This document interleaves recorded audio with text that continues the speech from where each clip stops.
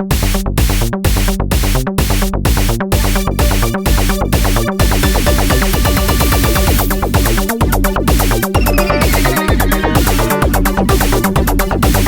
to another episode of Beyond the Beef, where we not only talk about everyday problems, we talk about everyday solutions. Yes, okay, we missed a week. We did. It's on me. I shouldn't say that. You missed a week. I missed a week. It's totally on me. It's totally on me. So for all of those fans that were wondering where we are. I know. They were looking for us. They were looking for us on Tuesday morning. And you had a big... My schedule got a little just crazy. as things starting to pick up, we're getting some comments. It's just 1 week, Bob. We're not breaking up. I promise. And all of a sudden... We're not breaking up. Exactly what happened. I said Spinal Tap. The girlfriend comes in. No, it's not. And now she's trying to say, man, maybe you should do it every other week. That's had nothing to do because we have places for the record to go. Yeah, why I was not going on last week. It was a busy travel week. I was on the other side of the country, took a red eye home, had a lot going on when I came home, but we're back at it. Let's move on, Bob. Let's move on. I can't move on. Literally, I was like, where are you? And you were where? Asleep. You were asleep. I landed at 6 o'clock in the morning on Friday. I was definitely asleep. You were asleep. Oh, for sure I was asleep.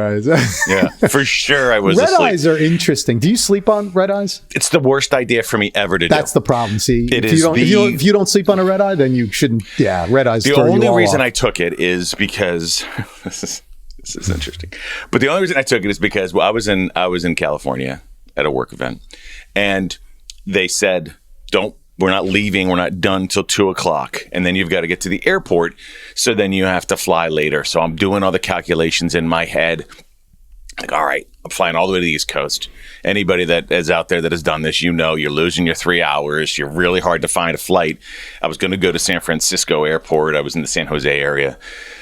Looked at all different flights. The only thing I either could have done is taken the red eye home, right? Or I could have flown home on Friday morning, which they said we could have done.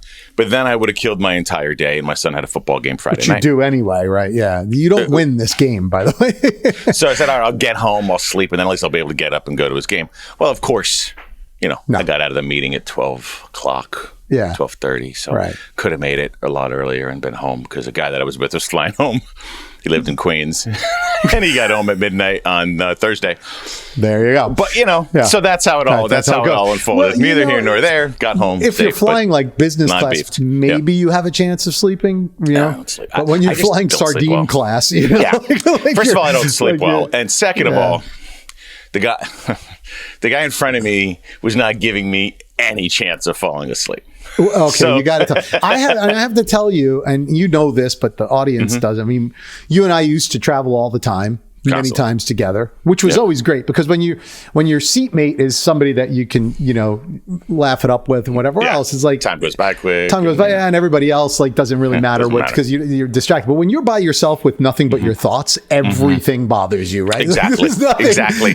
And when you host a show called Beyond the Beef, man, it's all hitting you like a ton of bricks. You're like, I got to write this down, I got to write that down, but it's all right here. Man. So if I was still traveling, I would probably say like half this show would be complaints about trucks. There's nothing pleasant about, and you're treated so poorly by every company that you are. And then because everyone's being treated poorly, then the people are also, because that's what happens, right? It's like, hey, if I'm being treated like a piece of crap, I'm going to get selfish and say, well, screw it. I'm going to do whatever I want. Everybody else is doing it. It's exactly right. And then it's just this horrible environment. So anyway, all that to say, what happened? And I will tell you that my complaints are not on the business of the company right now or the airline that I flew on. Everything was okay from that perspective, although I do believe that they definitely are trying to fit some more seats on these planes.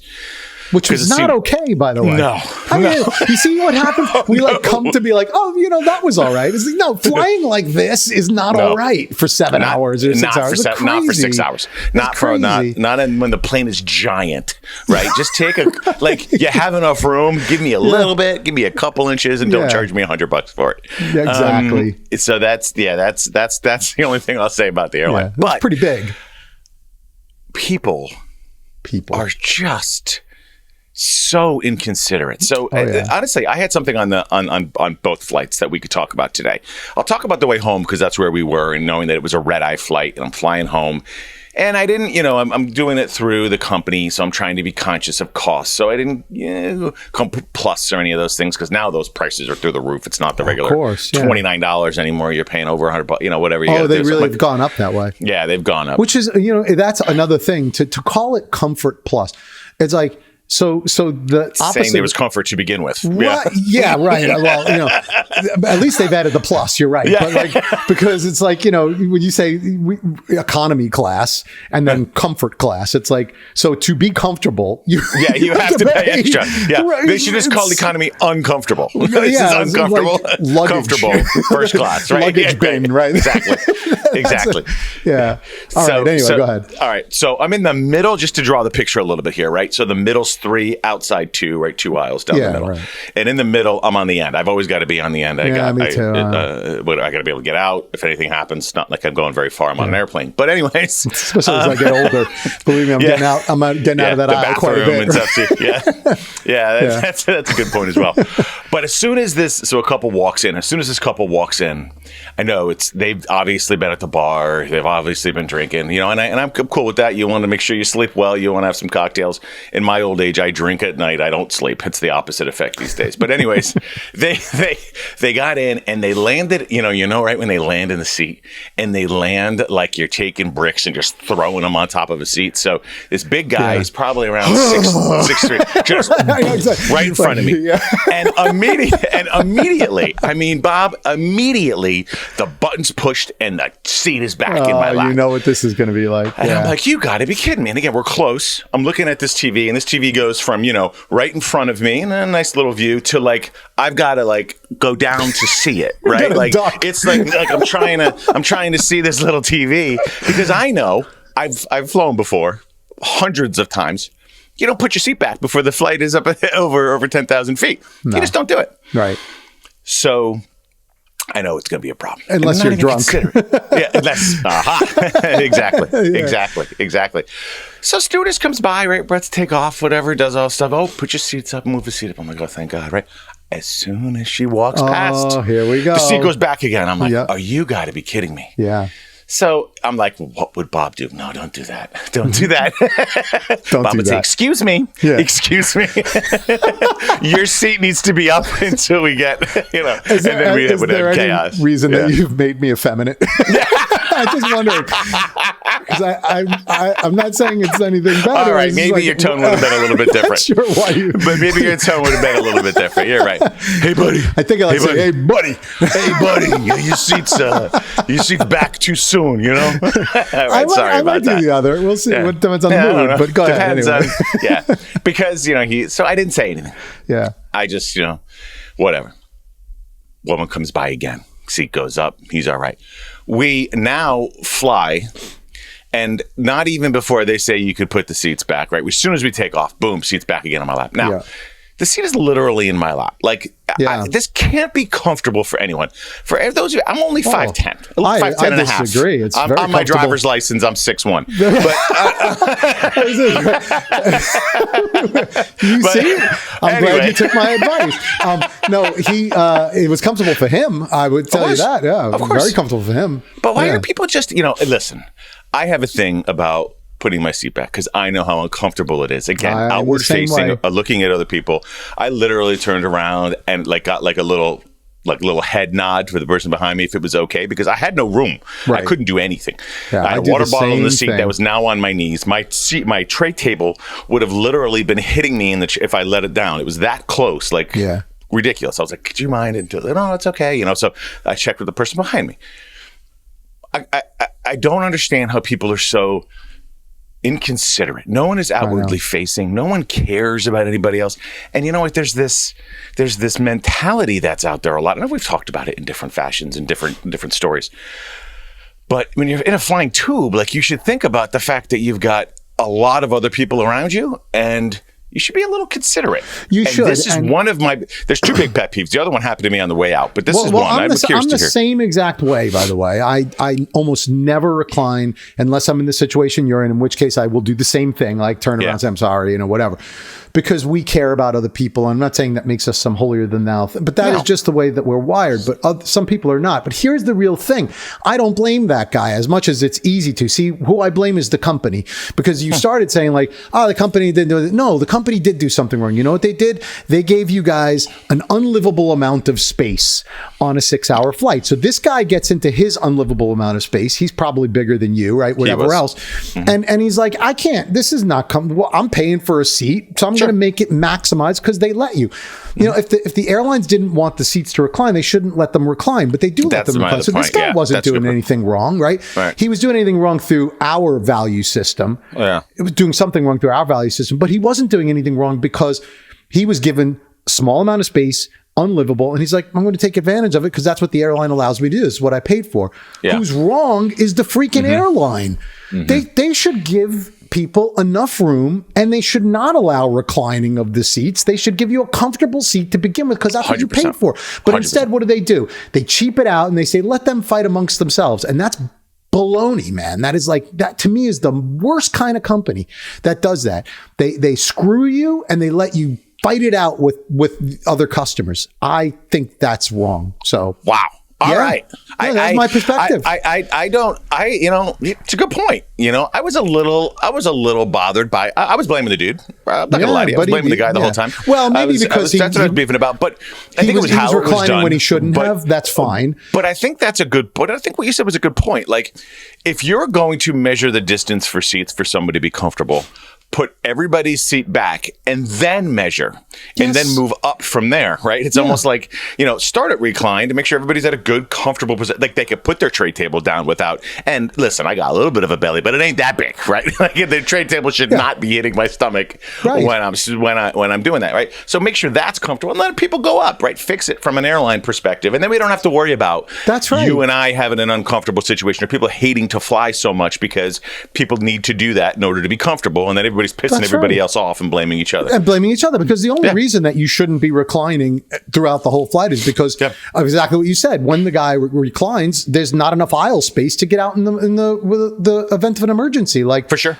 They are literally putting you in a dangerous situation and leaving it up to you to fight it out with other people who are violating those rules. And it's like, no, that's not the way it should be. You should give us reasonable amounts of aisle space, reasonable amounts of row space. Give us comfortable chairs that we don't have to recline, and that's it. But you know what? They're going to lose a few bucks on the bottom line from that because they can't shove us into these tubes. It's completely their fault, not the person's fault. Now, but they do give us 6 pretzels or Sun Chips or almonds in a bag. Yeah, I forgot about that. Yeah, so I mean, come on, they keep you happy with that sort of stuff. How does that not sustain you for of course, for a 6-hour flight? 5 pieces of processed snack for 6 hours. Exactly. So now believe me, there are other things that people do on flights that are completely inconsiderate and not the airline's fault. But I still take it back to everyone's so darn frustrated, right? Yeah, but go ahead. So anyway, what's your other one? I'll see if I can debunk that. I agree, but you're not debunking this one. All right, go ahead. This has been a pet peeve of mine for years, and it was like someone planted this woman on the plane with me, knowing that I have an issue with it. Okay, this I got to hear. I sit down on the way out. I'll be real quick with it, right? Yeah. Sit down on the way out. I'm in an exit row. Pumped. Good. Nobody's to my right. I'm on the end, like I said. Nobody's to my right. There's 2 open seats there. Okay. Woman in the back goes, "Can I move? I'm in the middle. Can I come up over there?" Fine. Yeah. No worries. She's in the window. There's a seat between us. We take off. We're good. I got my space. Got no worries in an aisle. I don't have to worry about the guy coming back, right? I'm good to go. No more than 30 minutes into the flight, the shoes come off. Yeah. The armrest comes up from the seat that's in the middle. Yeah. And she decides she's going to lay down and have her bare feet, excuse my language, this close to me. Oh, no. This close she's curled up in those 2 seats. She's curled up with the legs on the side and everything, and I think it's all right that I said that word. So we're gonna keep going, but I don't think that hits. I think you're allowed to curse, by the way. It's just I know. I just don't want to cut anything. I know how you are. You're a little considerate. We're clean. That's not bad. I push the button that kids can listen if they wanted to. Yeah. We want this to be picked up on national radio. Yeah, so, of course, because they don't say that on TV anymore, right? Yeah. Anyway, I got it. We can go. Remind me of that. Go ahead. Keep going. But Bob, who doesn't think about this? I'm sitting in my seat straight up. I'm cool, I'm comfortable, and I've got her stinkers literally half an inch from me.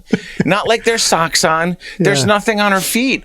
And she's got an eye mask on. She's on the side of the plane. Are you not thinking that I'm right? Like, what gives you that seat, first of all? Okay? Nothing.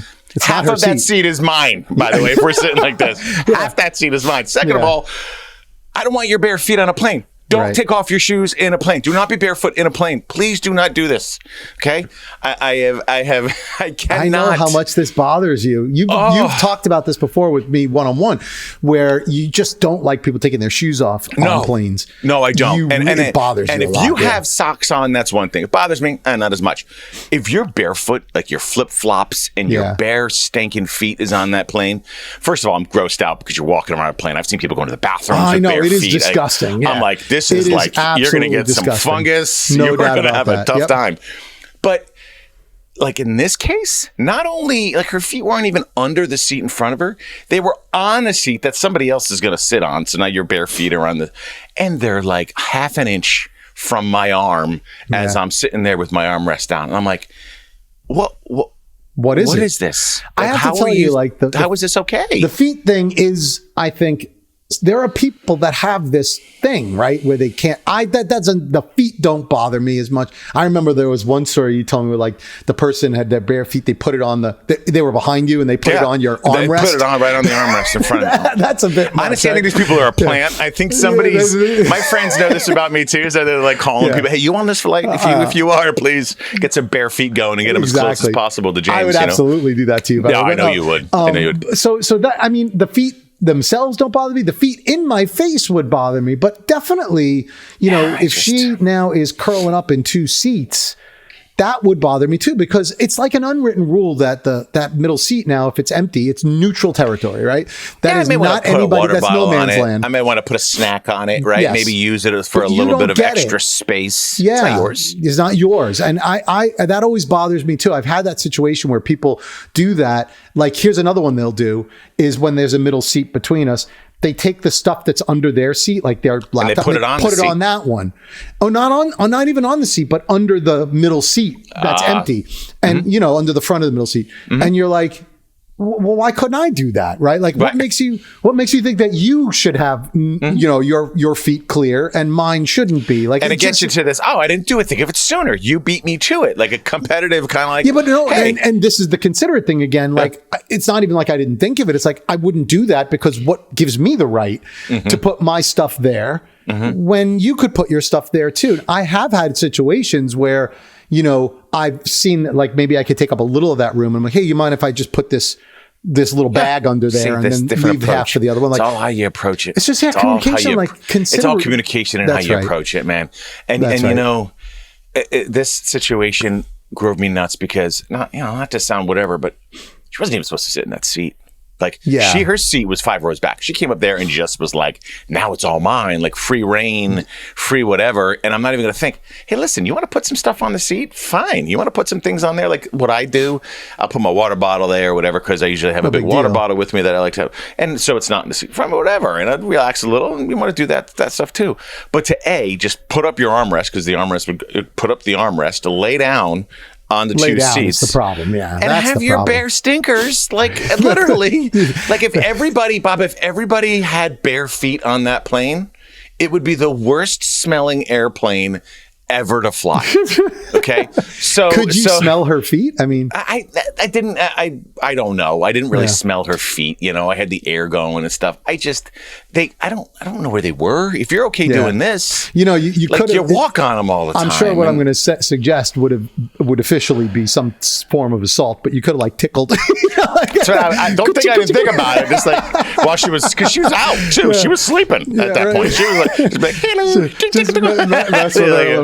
Just grab her piggies, but I won't touch another person's feet. I wouldn't do that. That's going too far. Yeah. So, don't grab any toes. Say that. Yeah. Just a little tickle, and then you can just say it was an accident, like those. But you know. It comes down to that. There is this fine line. Like, I do think that the airlines are not making it a conducive place for us. But then you also have, even if the airlines made it as comfortable as possible, you would still have people like that, right? You know what you're doing when you get on a plane. Yeah. There's no doubt about it. We don't think we're going to walk on a plane and all of a sudden there's going to be luxurious seats and we're going to walk out there. And we know what we're getting to on a plane. Flying bus. All I ask is, even if any of these situations, if we're going to talk about solutions, somebody would have just said, hey, are you okay if I like put my feet up on this seat here? And I'd be like, can I just have a little bit of space? You know, because I'm a nice guy. You know, as long as I have just a little bit of space for some things, fine. Or if the guy in front said, dude, I am so tight up here because I got really long legs. I'm just going to go back a little. I'm sorry, I have to do this. Fine. I wouldn't be talking about it right now. I get it. We just need to show that we're thinking about someone other than ourselves. I know we're in a very much a love yourself and everything's about me, but we become so self-absorbed. And if we don't start, I used to say pushing the rock up there, right? Looking out for other people, looking out for what's going on around us, we're just going to, the hate is just going to keep going around and all that stuff. And it drives me crazy. And James, listen, all that kind of trendy stuff to be like, all about you is just a way to, validate that we can be more selfish, right? Or you create this more selfish environment because of course people want to be more selfish. So now we make it into like, we're doing this for me and for me and for me, make it like a trend. And now we're more selfish and we give ourselves permission to be more selfish. And we shouldn't, right? That's the solution is stop. Now I don't think it's going to get through to anybody, but fine, pamper yourself, but don't do it at the expense of other people. That I think is the real key, right? And that same thing could be said of the airlines, right? Pamper 100%. Yourself, but don't do it at the expense of your customers. Like 100%. That's the message. So 100%. Yep. All right. Totally. So I got to go to the censorship thing because it's so funny. You said ass, and I did, and I covered my mouth like a and because that like we're trying to keep it clean because we don't need that to be funny. James, that's the whole thing. We don't need that to be okay. So, so it's Halloween season. This is your jam. One of my jams. I love this. I love Christmas, but I got my whole place decorated. Are you dressing up this year? Maybe James Tiberius Kirk's Captain of the Starship Enterprise. I honestly never dress up for Halloween, but I do. Right. I do decorate. Like mad. Yeah. But I also enjoy the Halloween stuff on TV. Holidays are interesting, right? Because like during Christmas or Halloween, I could watch the same movie every single day. Like if it's a Halloween themed movie, I'll watch the same thing. Like It's a Great Pumpkin, Charlie Brown, or something like that. I could, but Nightmare Before Christmas. They put movies on repeat, right? They put Halloween, and they put Trick or Treat, and they put all these classic movies on repeat, and they do it like every few nights. Somebody's playing the same movie, and during Halloween, during October, I'm doing my work. I have one of those movies on in the background. So By those the end are more of the your season, jam.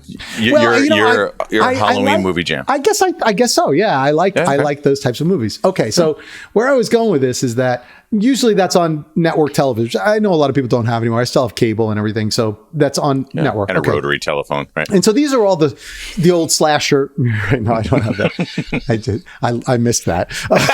I know that was. I would have a rotary telephone if you want to know the truth, but because yes, I would definitely. Why? Because when I make a call on the iPhone or anything, my face styles the phone and hangs up the phone. You never have this happen? You know, my face never hung up a rotary phone. I can tell you that. Okay, anyway, there's a whole different story. Back to the movies, yeah. Okay, so we go back to the movies. So now these are old slasher films. When I say old, like from the 80s, you know, Friday the 13th, Halloween, these types of things. Awesome. Yeah, I mean, in the Also day, right, movies, as we were young, whatever. Okay, so the hallmark of these slasher movies, those of you who are not familiar with them, is there was always like, you know, blood, guts, and gore. And there's always a gratuitous nudity scene of just topless at some point, right? There's always something. Yep. And of course, they're cursing throughout, whatever else. So this is rated R, typical 80s slasher films, right? And so this is what strikes me. So now you put these on network television, you got to censor them, right? They censor the cursing. They censor the boob scene. They don't censor this. Like, you're literally watching people's heads get cut off, blood, guts, gore, everything else. And I'm like, what does that say about our society? We wonder why our kids are so screwed up. It's like, I'm not saying they're screwed up because of the movies. I'm saying they're screwed up because of our value system. Like, you know, we literally are saying that gory death is fine, but boobs are not. Boobs are not. Right, exactly. I don't get this. And if you say like, so funny. Nudity represents life, which it does, and murder represents death. No, let's call it love versus hate. I mean, you can do anything, right? We're good showing the murder. Yeah. I mean, we're good showing the hate and the murder, but we're not good at showing the other side. Yeah. There were scenes that, as a kid, I was traumatized, like drills going through the head. And I'm watching something. There's no way they're going to show Texas that. Chainsaw Massacre was a good one. Yeah, and for it's sure. right there on network television, 8:00 at night. The blood, the guts, the gore. But then we get to the scene where she's going to take her top off, and they cut it. Yeah, the one thing you were waiting for. Well, no, we won't even say that. Let's just say I like it all. Yeah.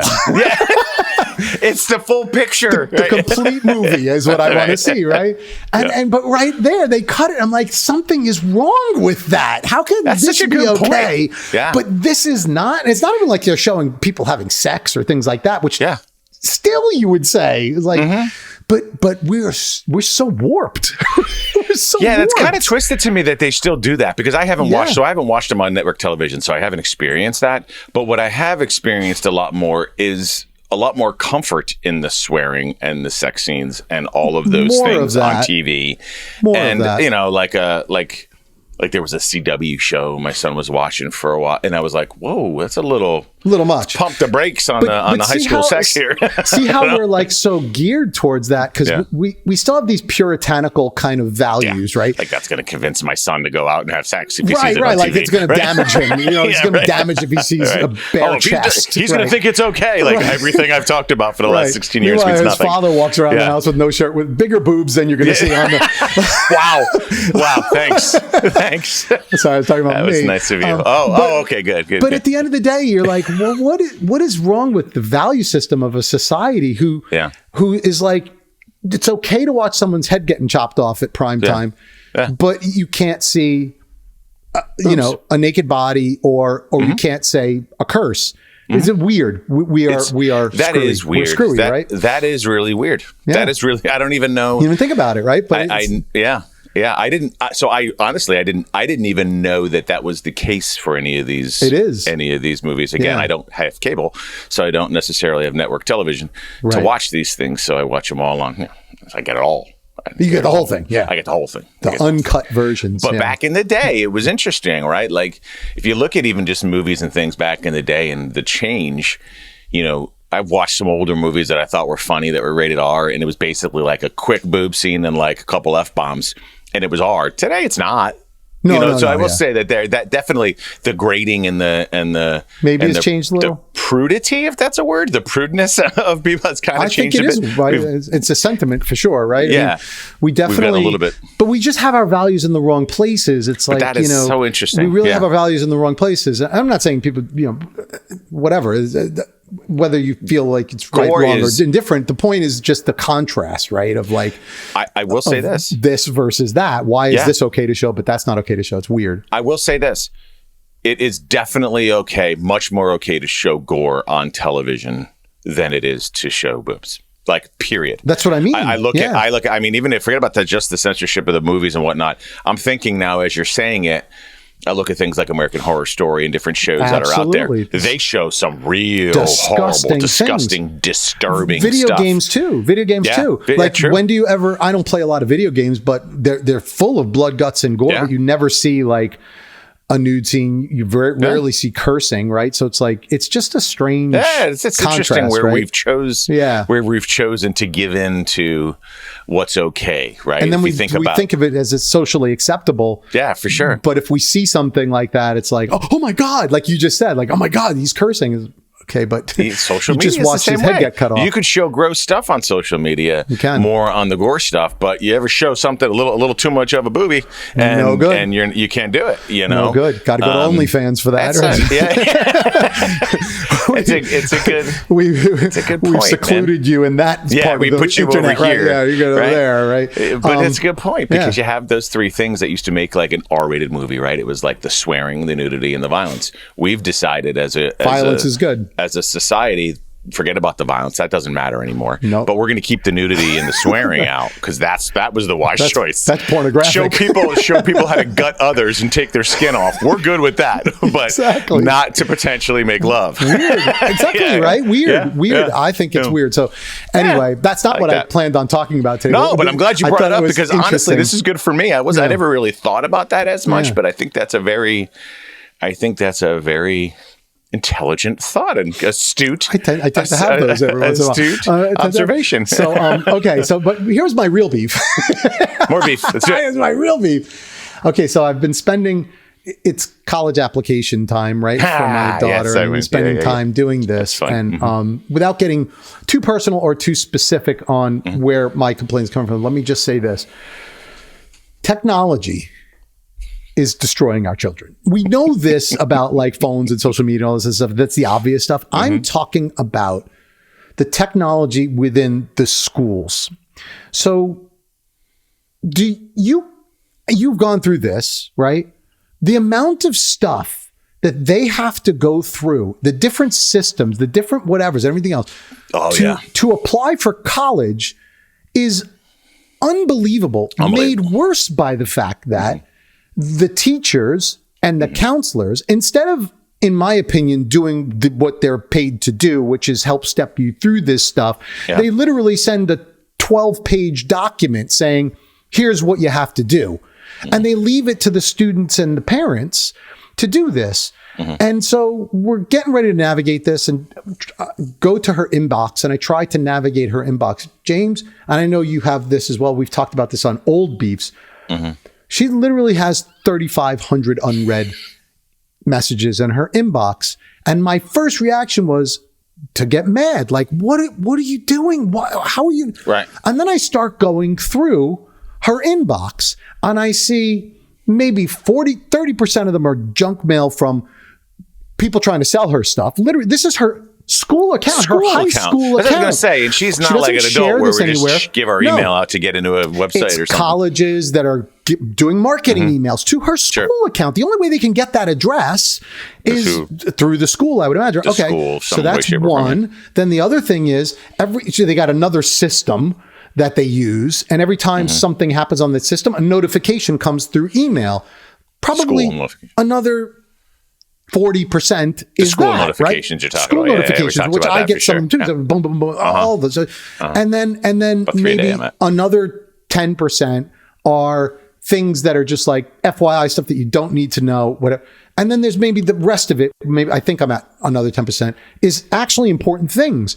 But how do you navigate that? And with that amount of mail coming in and most of it being junk, we're training the kids to just be like, ignore everything because we got other things to do. But then we get mad at them when they don't follow when they don't do it at the right time or the one that they were supposed to miss a deadline or something that's buried in there for sure. Yeah. So then you open up the one that like is important and it's literally the counselor or the teacher, or whoever else saying, okay, this is what you need to do. And they attach this ridiculous document and you got to read through it like pages and pages of stuff. And you have to go from this system to this system to this system to this system. The system isn't, I literally stepped through this thing. I'm a pretty intelligent guy, definitely seasoned, right? I was lost, literally lost. And they all have strict deadlines, which is interesting too. All of them have strict deadlines, which are also hidden in this. Which are all hidden in there. Like, oh, by the way, this has to be done by this point, or you're going to have to wait till next year to apply for X, Y, and Z, or you got to apply for this at this date by this date, and it's just buried. Yeah, and the teachers. I'm not even blaming like maybe the teachers are, but I think it's so easy for them to lean on these systems. Hey, I told you what to do. I was like, well, when I was young, the counselors actually had to teach you. Yeah. God forbid, how to do this stuff. Now they send you a document and they're like, figure it out. And then they yell at you if you don't figure it out. It's like, well, what have we done? What have we done? There's a lot to this one. And one of the things I will say is it is different by school systems too. That might be true. Yes. I will say, first of all, that I agree with everything that you're saying. The confusion and the process of getting applications in and the work done and the timelines, writing the essays, doing everything you have to do for college is like there's so much to do. If they don't have anxiety or stress about it, then they're not doing it. Period. Yeah. We're putting a lot on them, right? A lot. So no doubt about it. But some systems, I think, do a better job at others of like calling people in. Where are you with this? And can I help you with this? And can I do this with you? Or I personally think we need a class that is mandatory for people that are within, call it the first semester of their senior year, whatever it is, using a November 1st or sort of early application deadline or something like that, whatever. But that literally works with these guys, like a mandatory class of some kind that puts them through, hey, are you meeting these? What can we help you with? Can we walk through this with you? And all these pieces, because this is a school thing. This should be a transition for them to grow. And yes, the parents need to be involved. But if we're talking about I'm paying for education and I'm paying for them to be ready for the next level, teachers should be working with these students in some shape, form, or fashion. They should be working with them to help them get prepared for the next level. And James, so I'll give you a couple of examples because I totally agree with you. But there's a part of me as I'm going through this, and I don't want to be too, harsh on the teachers or the administrators or whatever else. But I'm like, I can't help but look at the way that things are done and saying you're not doing your jobs. Like, so she's got to figure out what colleges she wants to apply to, right? Literally, there's a system for the high school that she has to put the colleges into. Then there's a system on the common application she has to put them into. Then the counselor asked her to fill out a spreadsheet for the counselor of where this. I'm like, this is in 3 places now. You've got to do 3 times the work. Same thing with the teacher recommendation letters. This was amazing to me. When I was in high school, you have to get teacher recommendations letter. You go to the teacher and say, hey, would you write a recommendation? Teacher writes a recommendation, right? That's it. Yeah, for sure. Because they know you. Now, at least in this school, what do? We have to fill out a questionnaire that's your school, to be able to do a teacher recommendation. And you have to do 2 of them, one for the counselor, one for the teacher. And when you read through the questionnaire, literally it's multiple pages. I don't want to quote exactly, 3 or 4 pages, and literally asking you all questions about yourself. You're essentially writing the teacher's recommendation for you, right? That's what you're doing. That's what you're doing. And I'm like, and so now the teacher just takes it, cuts and pastes it, and puts it on. I'm like, wait, this is completely off base, man. Yeah. I don't get it. This is again another thing I'm going to say is that sounds crazy to me. Like crazy. that is adding process for the sake of process. Yes, not for productivity. Right. My daughter didn't have to go through that. She literally walked up to the teachers and asked them, will you write? Because they then had a process that they would go through to write a couple things that they knew, and it wasn't labor intensive for the teachers either. Again, I'm friends with some of the teachers that are in that school system, so I know it was easy for them to do. They write the letter and they're good. But there were a couple things they had to check off to make sure that they covered everything they had to do as teacher. But she would just walk up and ask the teacher. Yeah. So I don't know if they're putting different process. I don't know. Again, my son's going to go through this shortly. I don't know if it's going to be the same thing or if there's new things that need to be done or if this is something just in the school system where the kids are. But teachers need to get their arms around this. And if we are truly working as high school educators, our job is to get them prepared at the next level. And the only way to get them prepared for the next level of their life is to work through this process. It's not just the work that needs to get done, but the criticality of the skills that you're learning by getting the work done, the organization, right? The time that you're putting together this essay. Exactly. You're selling yourself really for the first time, right? You're trying to get into these schools, and there's some skills that you should be learning.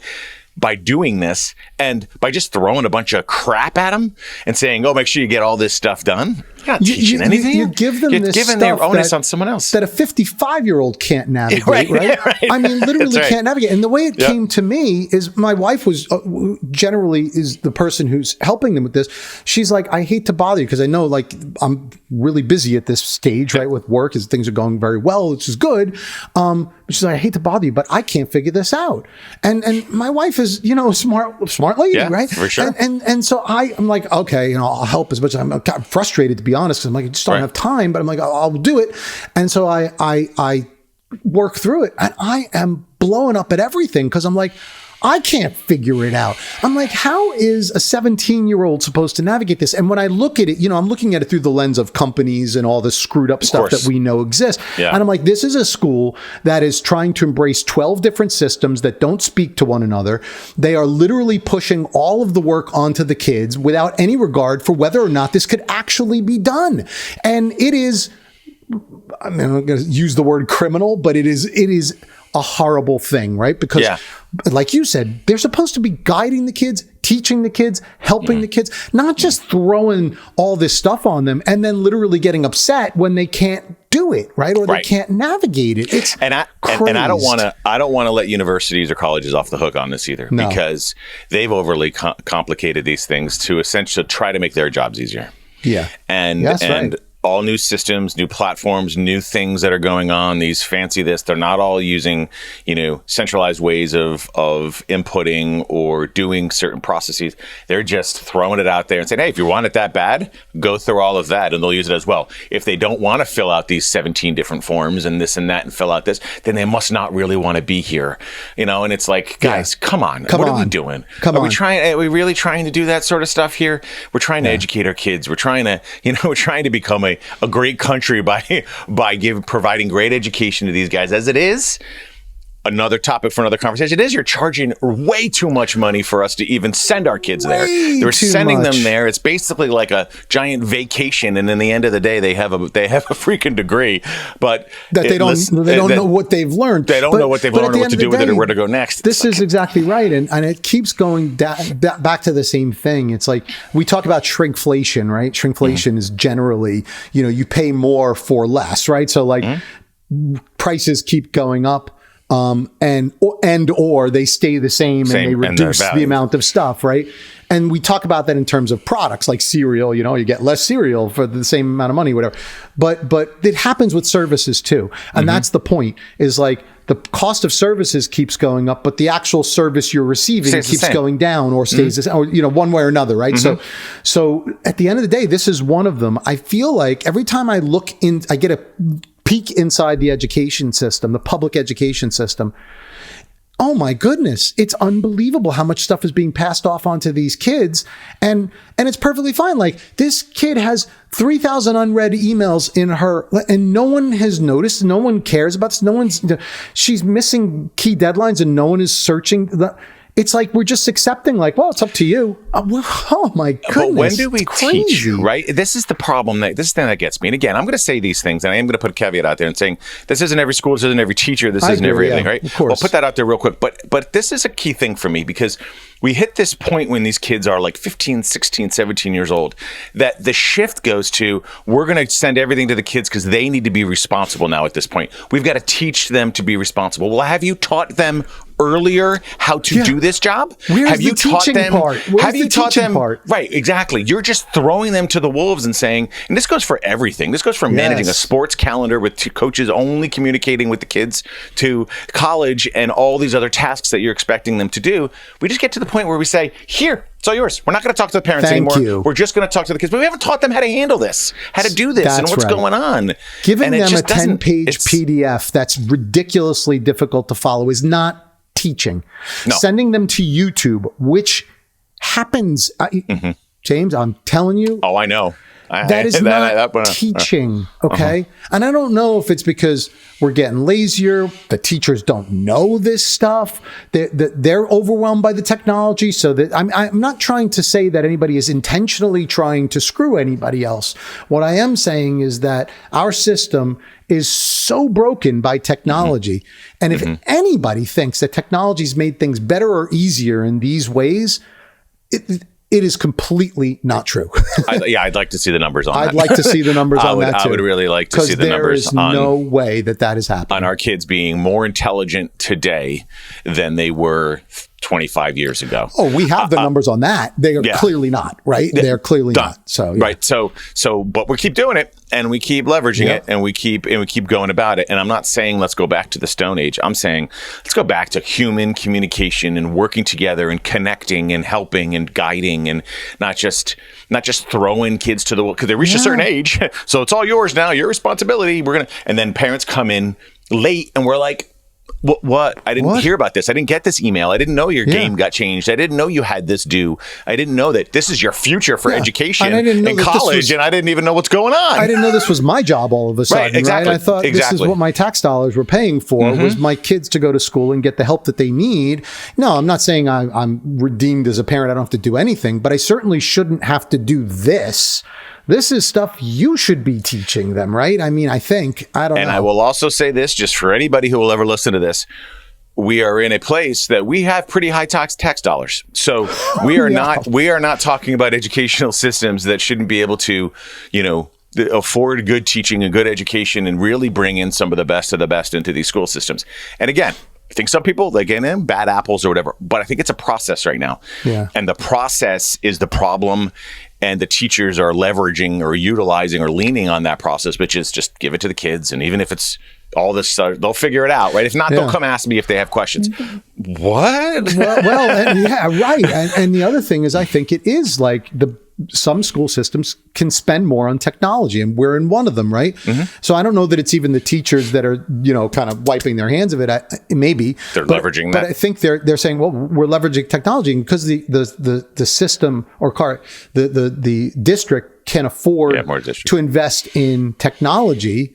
The technology is causing these problems, right? This is the way that I look at it, but Anyway, it's like technology for the sake of technology. Right. It's like for technology just because you want to have the most trendy stuff or the coolest things, the shiniest new object. And meanwhile, you're leaving your kids in the dust. Every 2 years, they're changing their systems. Yeah. And every 2 years, the kids suffer. So anyway, okay, there you go. There's my rant. I ran us out of time. But at the end of the day, I wanted to say that because I had to take a break from doing that to do beef, and then I'm going back to it. So I'm like fresh on this. I got you. Let's move beyond it real quick. Yeah. Let's just move beyond it. Because sometimes, we've put it out there. I think we've said it throughout, like educators, teachers, whatever it may be, like make sure you're working together with these kids. Understand that these kids have a lot on their plate to begin with. It may feel like a lot less than what we had on our plate, right? I know we want to poo-poo their anxieties and their stresses sometimes and say that, nothing compared to what... Trust me, it is different now. There is a different day and age. They do feel more stressed. They do feel more of these anxieties. Unfortunately, as parents, you're going to have to walk through some of these things, know that these things are out there, and be part of it. But also, as educators, like connect, make sure you're helping and see if there's a way that we can put something in these school systems, if it's not there already, to help guide these kids to the next chapter of their lives. That's right. When they're living on their own and they've got to manage things on their own. Like, let's help them with this process so that when they get to there, they're not falling apart, which I see too often as well. And check in with them, right? And we wonder why our kids have all these mental problems. Like, did you ever have to deal with 3,000 unread emails in an inbox? Like, and you know that this is happening. I couldn't get that many pages on my beeper, so right, exactly.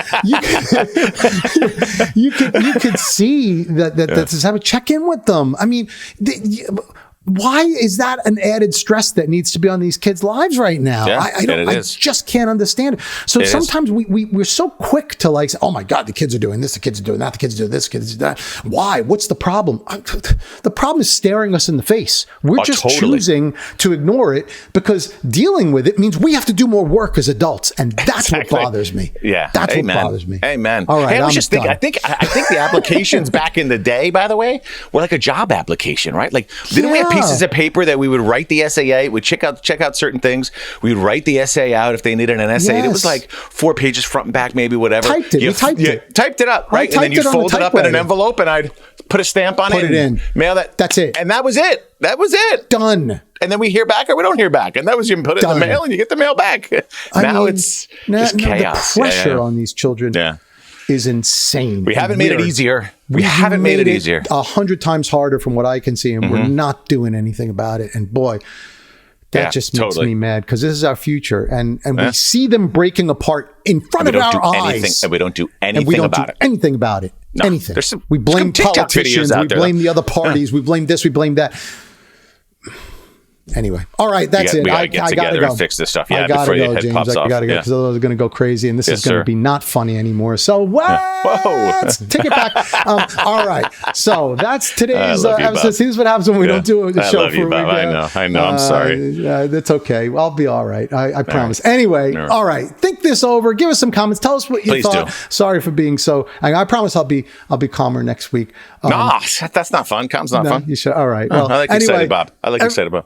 Everyone out there, thank you so much for joining again, and mull all this stuff over, letting us know what you think. And while you're doing that, we'll see you back here on another episode of Beyond the Beef. Thanks for joining, everybody. Thanks, guys.